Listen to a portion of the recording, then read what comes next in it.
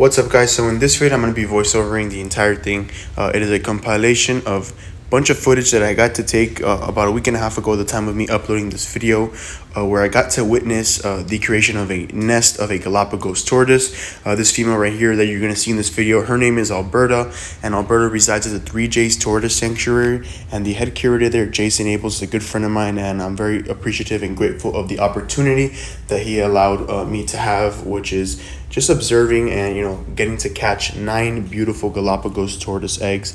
It's not something that is done often by many, and the people who do it are very privileged, and I consider myself privileged enough to be able to do that, so appreciate that, Jason, if you're watching this video. So the first 2 clips that you guys just saw is basically her creating her egg chamber. Her nest is obviously where she would deposit the eggs, but they are very intricately placed inside what is called an egg chamber. For those that have watched one of my previous videos of my sulcata tortoises laying eggs, the process is very similar but different at the same time.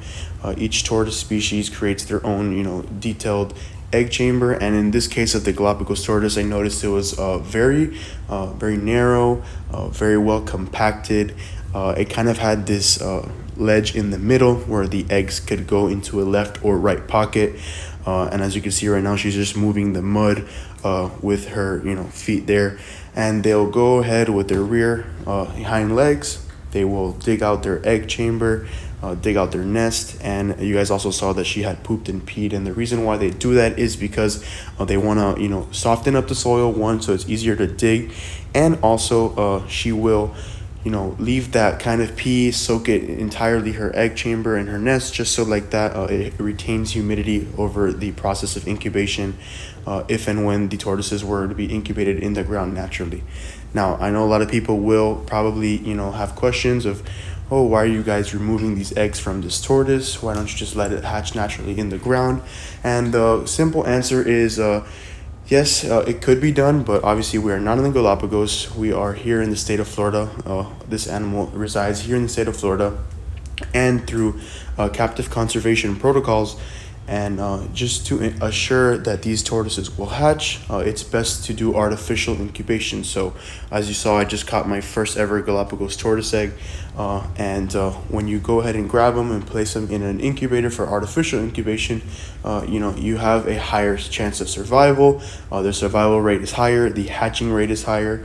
Also, here in the state of Florida, we have what is called a high water table. So the ground retains lots of water, it rains heavily, so if it were to rain hard and the water level were to rise in the ground, these tortoise eggs can potentially drown, drowning the embryo, because eventually there will be an embryo that forms inside the egg, and this egg will be stable, and if it kind of rotates a little bit or gets too much water, the embryo, which is adhered to the top of the egg, could eventually drown and obviously not make it out of the ground. Another thing is predation. There's raccoons, there's opossums, there's different rodents, different snake species that could go after eggs and things. So in order to just be safe from predators, we also take them out of the ground and just make sure that these guys obviously will have a higher chance of survival, because these are a critically endangered species, working with many subspecies as well here at the ThreeJaysTortoise sanctuary. So it's very important that we do our most and do our best for the conservation of these guys, and artificial incubation is the #1 step as far as trying to hatch out these babies. So another cool thing to understand is each egg looks similar.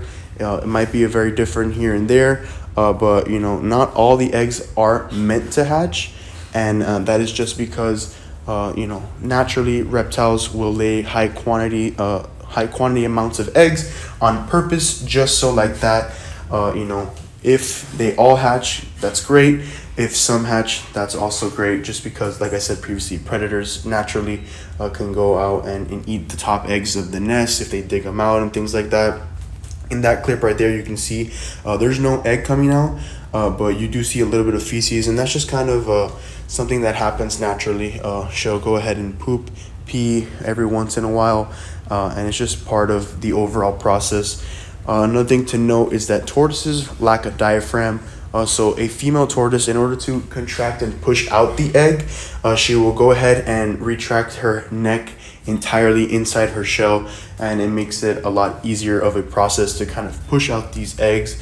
They all kind of line up internally, and then one by one they slowly pop out.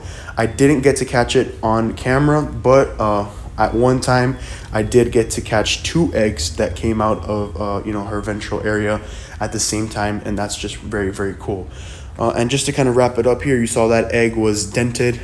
We still incubate that egg because even though it may not hatch, we don't like to throw away eggs unless they pop or become very smelly. But Jason was explaining to me that there are eggs that have been in worse condition that have hatched out and have had successful baby Galapagos tortoises, which is obviously the end goal, to produce as many baby Galapagoses and continue their conservation in that manner as well. So just to end it up here, thank you so much, Jason. Thank you guys for watching this video. Thank you for the opportunity for allowing me to catch these tortoise eggs coming out of this Galapagos female. Alberta successfully laid 9 eggs, and of course in about 101 days, give or take, these eggs will hatch. Thanks for watching.